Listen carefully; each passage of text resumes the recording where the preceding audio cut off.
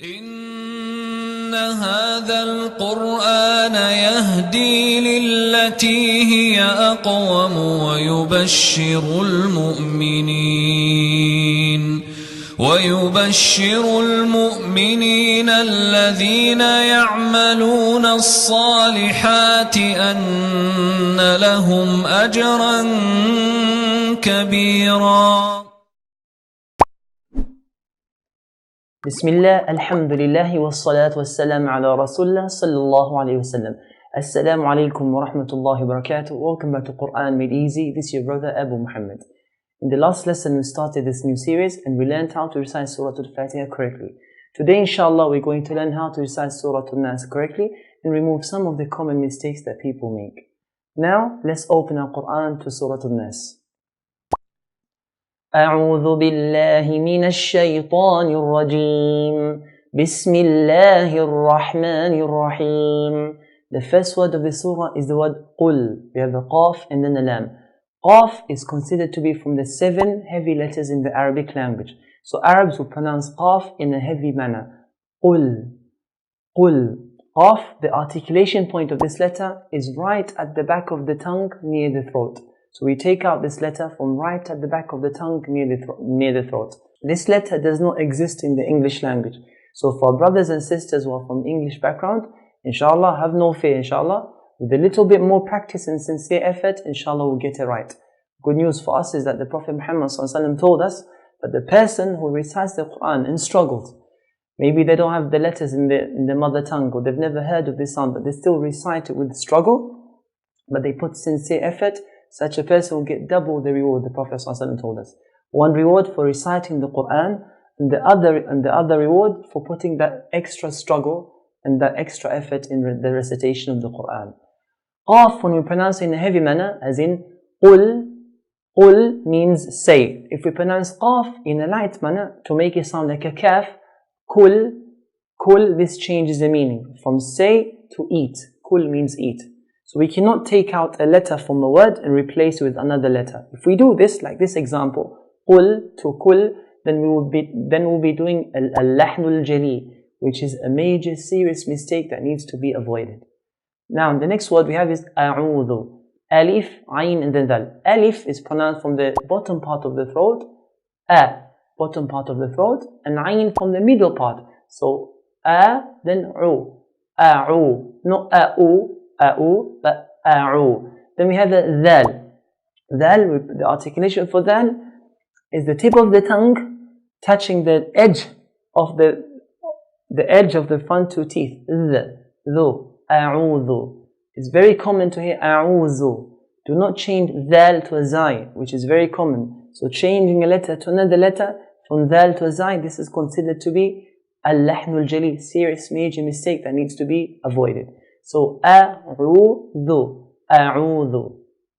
Then we have bi rabbin nas. The word an-nas contains a nun here. Nun has a characteristic of something called al-ghunna. Ghunna is just a sound that comes from the nasal passage whenever we pronounce 2 letters. It is impossible to pronounce these 2 letters without a sound coming from the nasal passage. Now what is this sound? To find the clarity of a sound of a letter, we need to put sukoon on that letter. So let's try to look for these letters. So I want you to put your hand, I want you to hold your nose, and let's try with the ba with the sukoon and say ab. Say ab now. Ab. Can you feel a sound coming from the nose? No. Now let's try ta with the sukoon. At. At. No. Let's try tha. Ath. Ath. No. If you were to search, if you were to look for all the letters, you will not find any nasalization sound, any sound from nose, except for 2 letters. That they are mim and nun. So if you try and say you notice there's a sound coming from the nose. This is called ghunna. Or feel it, do it. This is called ghunna. So when I say bi rabbin nas, I'm actually producing a sound. A sound comes from the nose automatically. Nas, try it. So قُلْ أَعُوذُ بِرَبِّ النَّاسِ. So whenever noon or mim is pronounced, there's a nasalization, a sound from the nasal passage automatically comes with these 2 letters.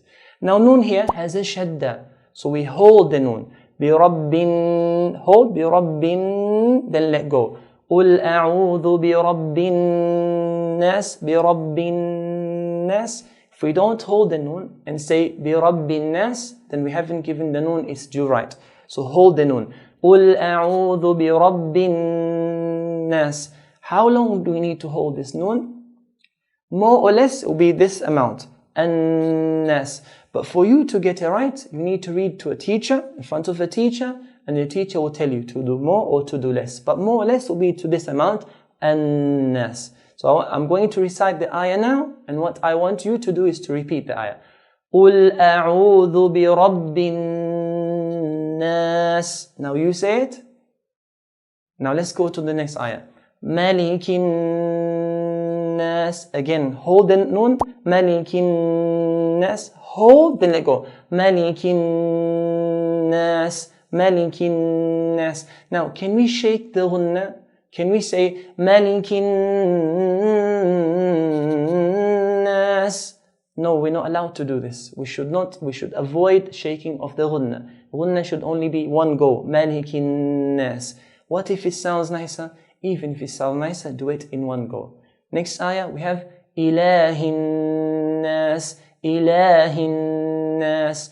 If you notice, next to the lam, there's a little alif. This is called aliful mad. What we need to do whenever we see this little alif is to stretch that letter to 2 counts. Now, what does it mean to stretch a letter to 2 counts? This means stretch the letter with the time that it takes you to say that letter twice. For example, in this particular example, the lam. Lam to say it once will be la.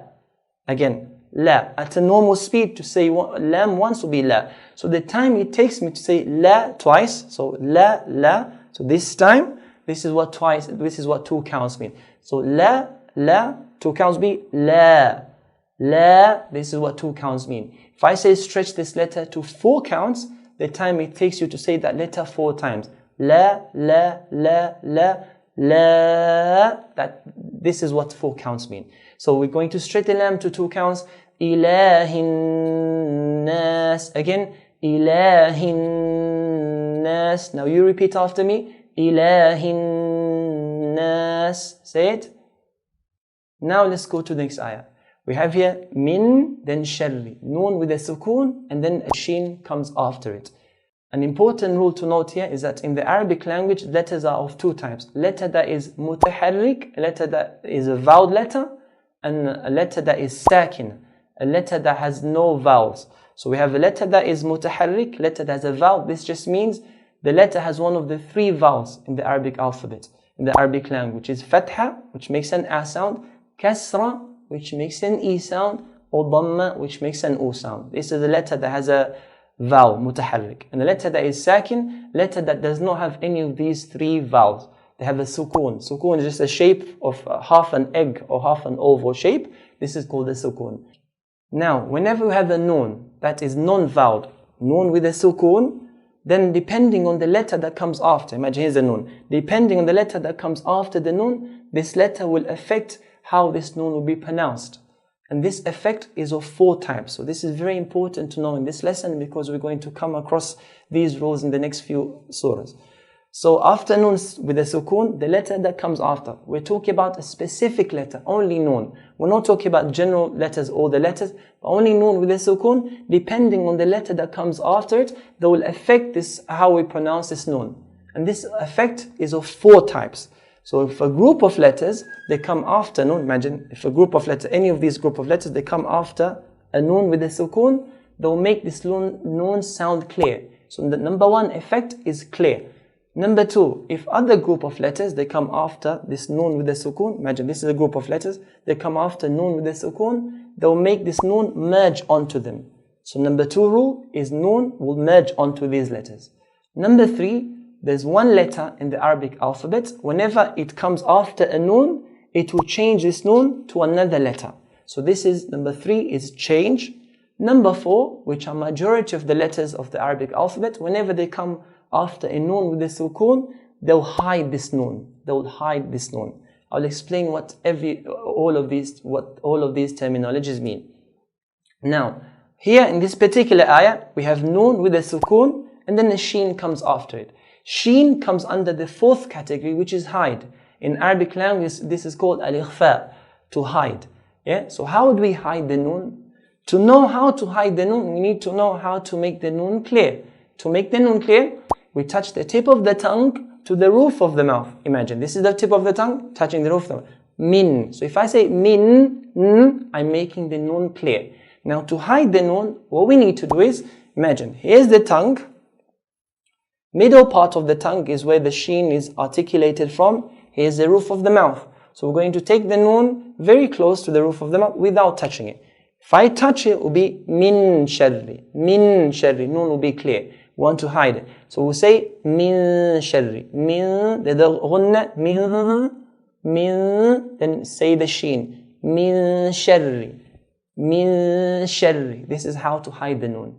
So min sharri, min sharri. This is similar to the English word lung or young. We don't say lung. We don't touch the N and the G. Lung or young. But we say lung, young. Very close. The letters are very close to each other without touching it. So min sharri. Repeat after me. Min sharri. Then we have the word al-waswasi. Waswasi. The wa we pronounce it in a light manner. Wa. Waswasi. And seen sharp. Waswasi. Waswasi. Min sharril waswasi. Then we have the word al-khannas. Kha is a heavy letter in the Arabic alphabet, so we pronounce it in a heavy manner.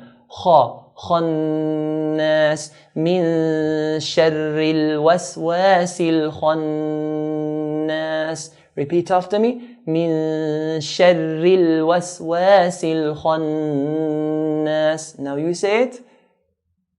Good. Now let's go to the next ayah. Alladhi yuwaswisu. The word alladhi ends with a ya sukun, and the word yuwaswisu starts with a ya fatha. Please do not merge these two words together. Do not say alladhi yuwaswisu, alladhi yuwaswisu, but say alladhi yuwaswisu, alladhi yuwaswisu, alladhi yuwaswisu, yuwaswisu. Not yuwaswisu. Do not make a sad sound by making the sin heavy. But yuwaswisu. Alladhi yuwaswisu fi sudurin nas. Hold the ghunna then. Fi sudurin. Hold, then let go. Fi sudurin nas. Fi sudurin nas. Alladhi yuwaswisu fi sudurin nas. Now the last ayah. Min al-jinnati wan nas.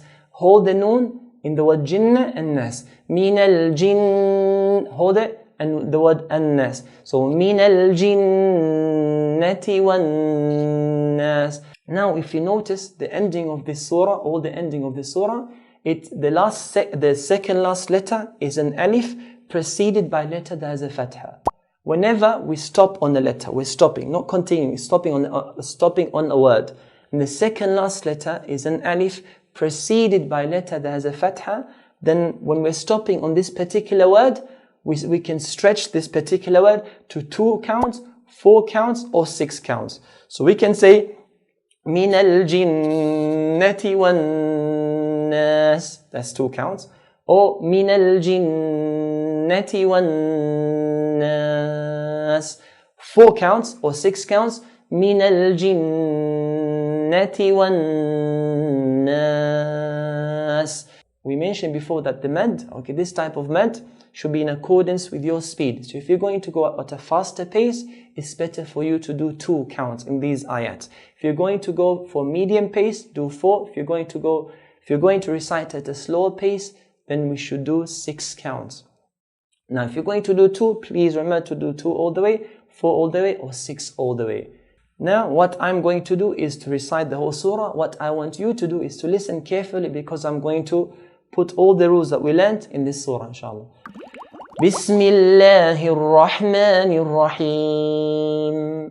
قل أعوذ برب الناس ملك الناس إله الناس من شر الوسواس الخناس الذي يوسوس في صدور الناس من الجنة والناس.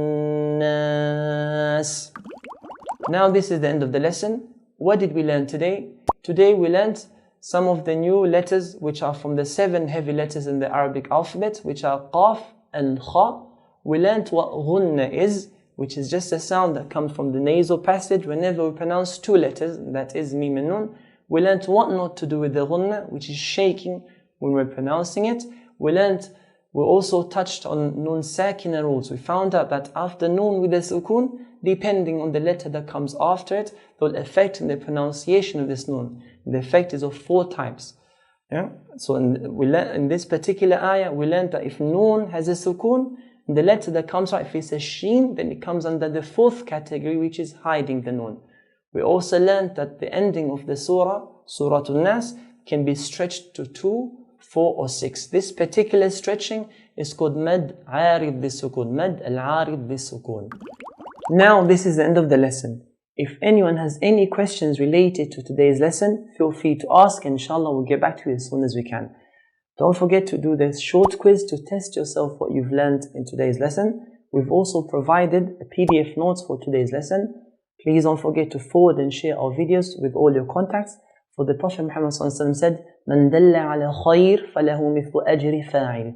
Whoever encourages or guides people to goodness will get the same reward as the person who performs that goodness. So if you're to forward these videos and share with your contacts, and each time that person benefits, you're going to get the same reward as that person. If they forward it to other people, you're going to be involved in their reward and all those people that they forward it to. This is a beautiful teaching from the many beautiful teachings of our beautiful religion. Until the next lesson, Assalamu alaikum wa rahmatullahi wa barakatuh.